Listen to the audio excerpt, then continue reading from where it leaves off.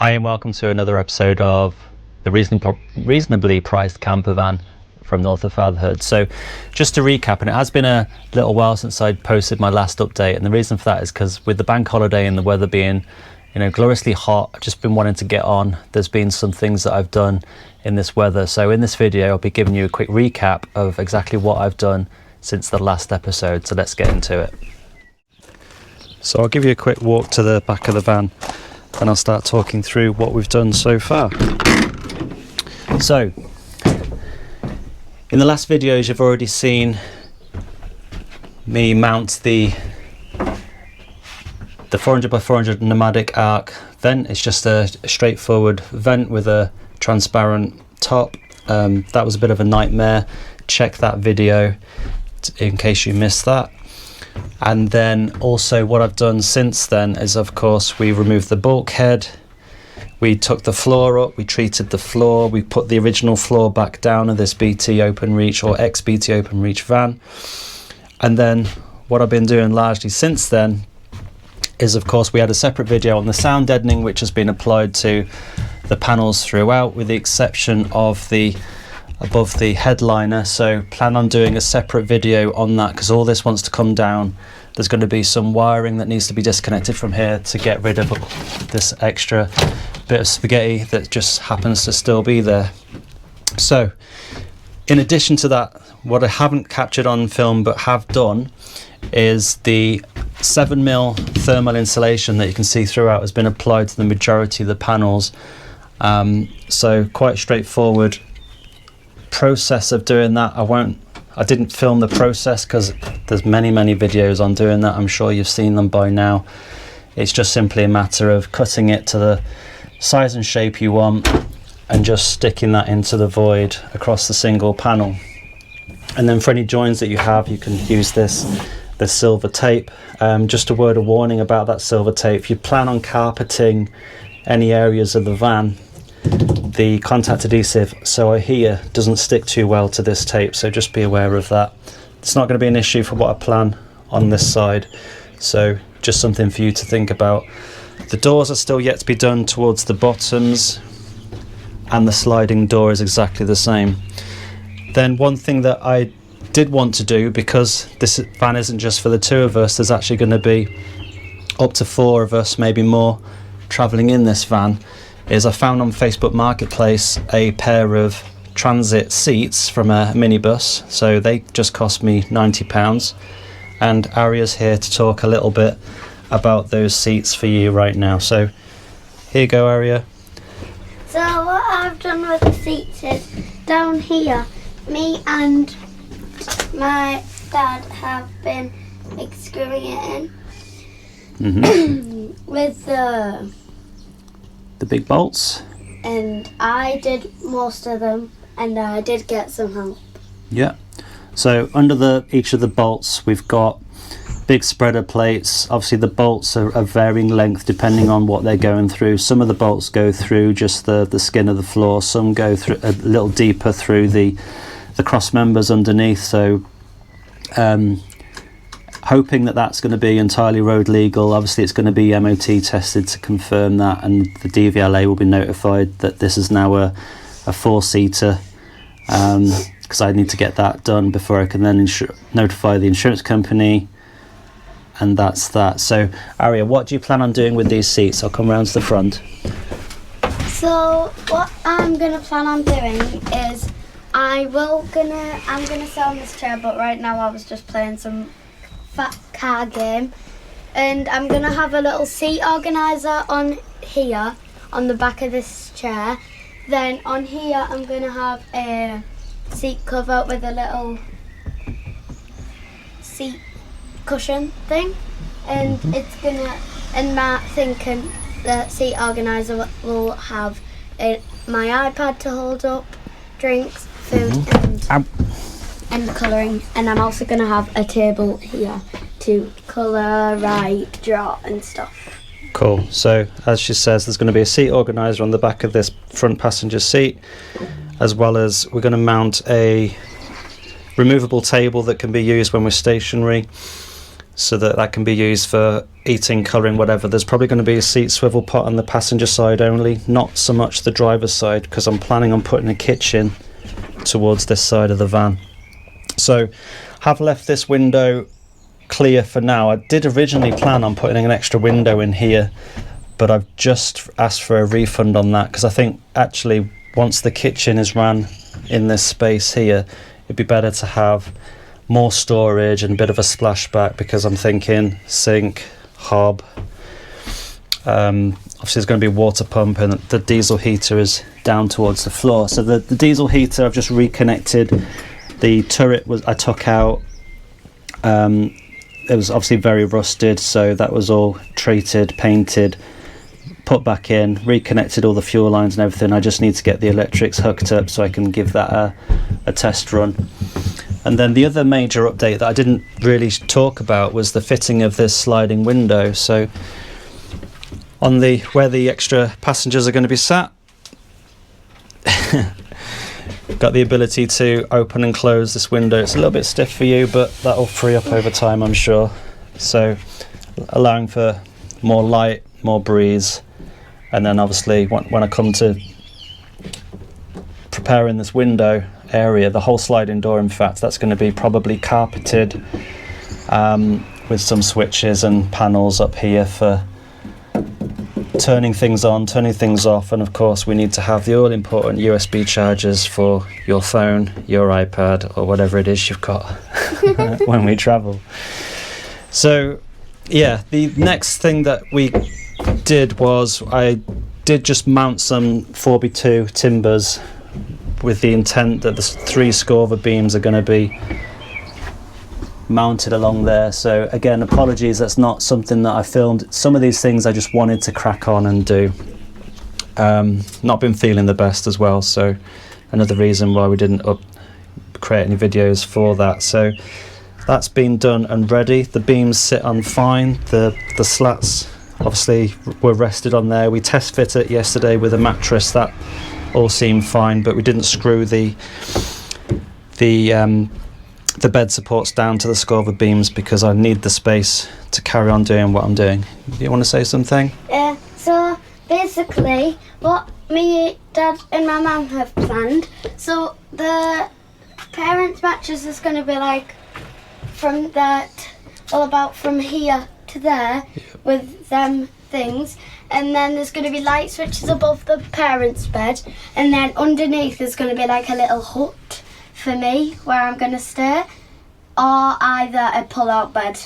Yeah. Because if it falls down, it won't fall down. It'll be totally secure. We've also got a brother who sometimes is here and sometimes not, so we might get another bed as well to pull out. Yeah. So there could be up to 5 of us, but we're only able to carry 2 extra passengers in the back. But we do sometimes camp across 2 vehicles if it's not too far. So just trying to cover all bases. We could, of course, always add a pair of seats to the front, as some vans typically do come with the pair at the 3 seats towards the front, which will give us the 5-seat capacity. So being able to cover that. So a few other little jobs as well. Same 7mm thermaliner around the wheel arches. And then I'm thinking that the electrical install is going to be placed somewhere around here. So I think what I might try and do that this weekend is get some recycled plastic insulation towards these panels, get that boarded over, and then I can start to mount my DC-to-DC charger, the inverter that came with the BT OpenReach ex-BT OpenReach van, and then I can start to run the cabling, and I'll do that in a different video for the lights and the USB chargers and the sockets and so on and so forth. So what I'll probably be getting into today, and I'll just film some intermittent footage of this, is we've had arrive a NomadicArk version 1 roof vent. So I'm thinking I'll mount that in the same position to the rear one, so that we've got the ability to suck air, warm air or cold air in or out depending on the temperatures, and have that draft coming from the rear as well. So that should be good. That's our progress that we're making today. And just one little job, I'll just take you around the back real quick. One common area of rust that you've probably gathered and seen is around the sliding door mechanism. So I think there were 10mm bolts on the rear. Just simply undone those, you pull this away somewhat, you give that a quick sand and a rust treatment before hitting some paint, and then this is the window from the outside. The little one. It's very sunny. It's very sunny today and the van's very dirty. So oh Dad, we can give it a car wash? We can give it a wash, yeah we can. So a few little jobs here and there. There's a few little spots that need some sanding, some paint, just to treat these areas, and the common one is of course as well is the driver's footwell, sorry, the passenger footwell, and it's the same on the driver's side. So got some ideas about maybe Raptor painting the lower portion of the van. Obviously once that's all treated and prepared, may do that in black, may do that in something other, and we're starting to ask for Laura, my wife, to build some Cricut stickers just to give it some, well, something more of a look of that doesn't look like a builder's van, because it still pretty much does from the outside minus the vents. Can you show them the stickers? The stickers? You want to go and show the stickers? Yeah. Go on then. The stickers that my mummy did really good, because that's what the thing is. I don't know if you can see it right Come there. back a bit. You go. And she's printed like loads. Cool. Thank you. So yeah, that's our little update for now. So we'll crack on with that ceiling vent. I've already begun to build the frame for that, and then the next steps will be getting on top of the van, marking out the area to cut, get the jigsaw out, cut the 400 by 400 hole, Sikaflex the frame to the roof, screw it down, and then I'll come back with an update as to how things are going. So that's our little update for now. Thanks for watching. Back in a mo.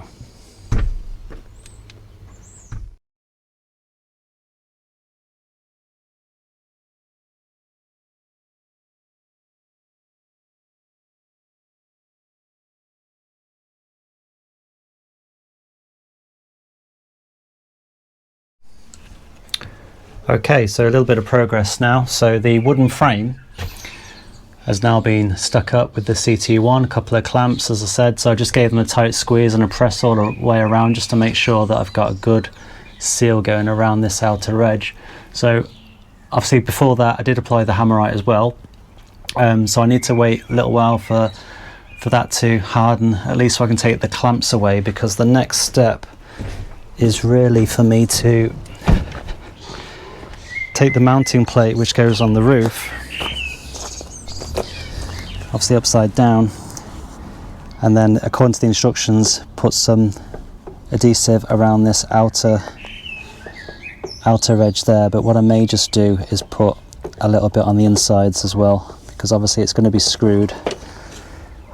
That's obviously from the top down, the screws will go through as well. So CT1 sealant bonding thingy first, let that harden somewhat before then putting the screws that will go through the body of the van into the wood, and then just pull that closed and then allow that to harden somewhat, some time. See how long that's going to take in this weather. It may not take too long. Before then you can then drop the actual top of the unit onto the van, and then I think you've just got some screws here on the sides. It's recommended to put some sealant around these as well, because that is an ingress point for water potentially. So just taking it slow and steady on this Saturday morning. Got plenty of time, so just working through that. Obviously been cleaning up as I go.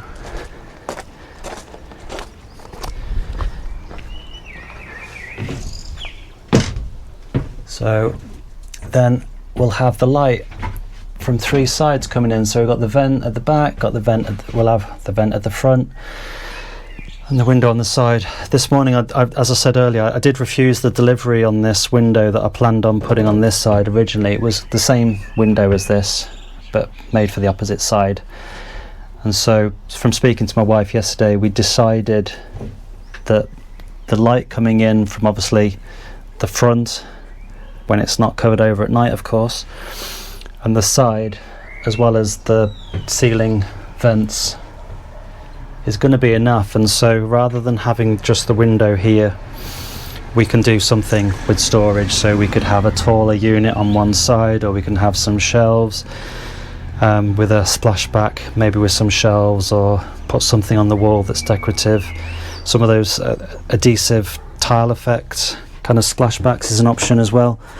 So we'll have a look through different options of that later. And then I think once this vent is on, the plan really is to start thinking about final layouts. So as I said already, kitchen here, it will neatly enclose the diesel heater just there, with some ducting coming out to some form of kickboard. There may be some kind of wooden trim just towards the front, just to disguise where there's going to be some cabling running down here. Obviously that's the cabling that runs to the starter battery. So what I was thinking is, because this cable that came with the van isn't actually long enough to reach the back, what I was planning was I may just put some form of isolator at this end of the van, an isolator switch, so I can just kill everything that's south of that, and then obviously from the opposite side of the isolator switch can then run a fresh cable, probably reusing some of the cabling that came in the original install, and then run that cable somehow towards the back of the van, where there's going to be, or my electrics board is going to be mounted somewhere around here. And as Aria was saying earlier, she hopes to have some kind of bed underneath here, so need to make the electrics accessible but enclosed. I don't want them to be sort of touched or knocked, obviously. And then she hopes to have some kind of little nook underneath the bed here, as well as obviously storage for other things as well. The fridge though, we haven't really thought about, other than to say ordinarily people obviously generally tend to put them on this not headboard, they put a wooden bulkhead at the end of the bed and then have it mounted there with obviously the bulk of the fridge is then set inside. So I could do that, could potentially drop it behind these seats here, although another option we thought about there was a seat with housing a portable toilet, or the fridge could be located somewhere along here. But I'm quite keen to have as much storage as possible throughout the van, because that's something that obviously people always suffer with the most. And when you're travelling with kids as well, and although you've got some garage space, there's going to be some other things that you want to carry. It's the chairs, it's the outside cooking equipment, it's the fire pit, it's the logs, it's the maybe some outdoor toys, all sorts of different things that people generally take. Not so much an issue when it would just be Laura and I travelling. So yeah, just sort of killing some time really, waiting for this vent to harden before I can move on to the next step. So I thought I'd give you a quick update. I haven't done anything to the front yet. That's still to be done, but I'm planning a video about the removal of the bulkhead ceiling to remove that cabling, as I explained earlier. So that will be coming, and hopefully in the not too distant future too, I'll be able to start my first fix of electrical cabling as well. So that arrives on Monday. I can start to run some of the thinner cabling at least. Haven't yet decided on electric hookup or solar, because we still have the battery that we used from our last van, plus of course there was a battery that came with this van as a leisure battery. They're both AGM lead based batteries, so I may just use one of them to begin with, just to get the install set up and working, and then consider a lithium upgrade later with a lot more power. And then that may suggest that we need to have some solar as well, but rather than possibly a fixed solar, may look at having something portable that can be used, that can be just plugged in as and when required. You can get some reasonably high output devices these days that obviously fold flat and they're not on your roof all year round, because it might be nice. Something that we've thought about is to have some kind of custom made racking up the top. A lot of people do that with Unistrut. Make that sufficiently strong so that that could be with a ladder towards either the back or the side. Some people have done that.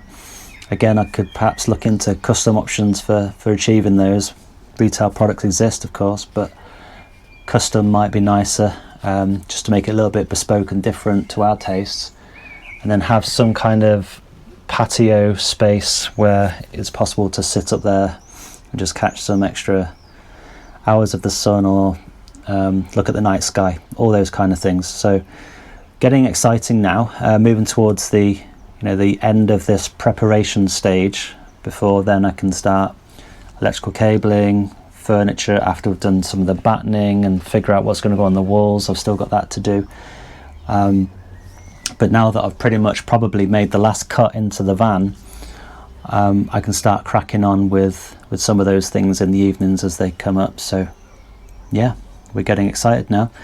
I'll come back once that's hardened and I've got the base plate into the roof, and then hopefully be able to get this fan installed, and then I'll run some temporary cabling off a spare battery just to check again that all works okay whilst in place. So I'll be back shortly. Bye for now.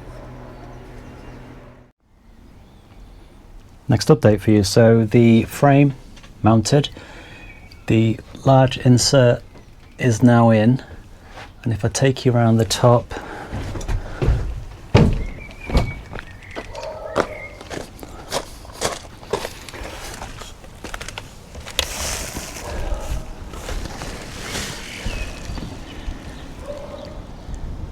bonded, glued all the way around, screws in, bonding on top of the screws. Just waiting for that to harden. I'm going to just put a final layer just around this outer rim just to be sure I don't get any leaks. It's just belt and braces. Last thing I want is any leaks appearing later. I'd hate to have to rip it off again. And then finally the next step will be, once that's done and hardened somewhat, I can drop the unit on the top. There's these 4 screws to be dropped in, and then that should be the unit, watertight, and the rest will be from the inside. Just put in the final plate on the underside, and I'll run the cables loose for now, the pair of 12 volt positive negative, and I may just connect that to my battery temporarily just to make sure that the fan works once that's all hardened and set. So I'll come back with a brief update in a short while.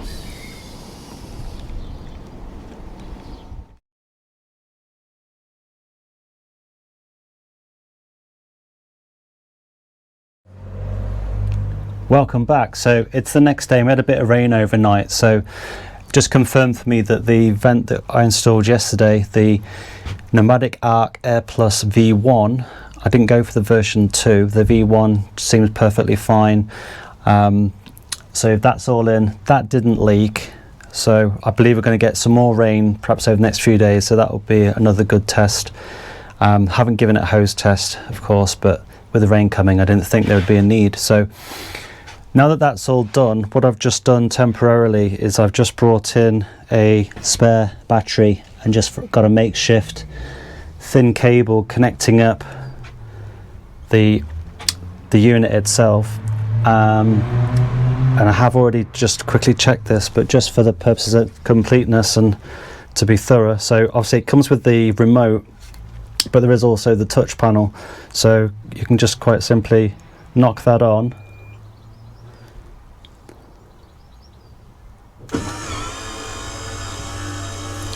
And then straight away the vent itself opens automatically and resumes the speed that was last used. So I had it set at 100%. I can bring that down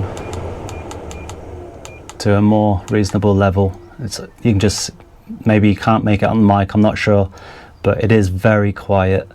at 10%, 20%. This is blowing at the moment, so it's blowing air in as opposed to extracting air out. You can obviously alternate with this button here, and of course there is, which I haven't fitted, there's like little plastic covers to put on this just to cover those lights, because if I turn these lights on, they're quite blinding without that. It's kind of like an opaque plastic. I guess it kind of just takes some of the glare out of that light.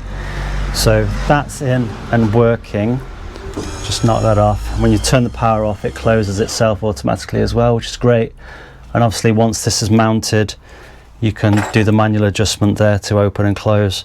Now the other reason I haven't mounted this yet is because as I was thinking of, for the next steps, and I did exactly the same for the original, just straightforward vent at the rear, I need to make sure that my lines are level for where my roof is going to be. So based on the measurements that I did, I know that I'm going to have to take the cover off this vent, and then on the bottom of this one too, and the ceiling supports that run across the van from left to right, I believe I need to run 12mm battens. So thinking just 12mm batten just running across each of these, and then the same for the frames around the vents, both front and back, and then that should give me a consistent level across the ceiling for me then to be able to put up the ceiling of choice. And I've not actually decided on ceiling of choice yet, so if you do have any thoughts, recommendations, I'd love to hear them in the comments below.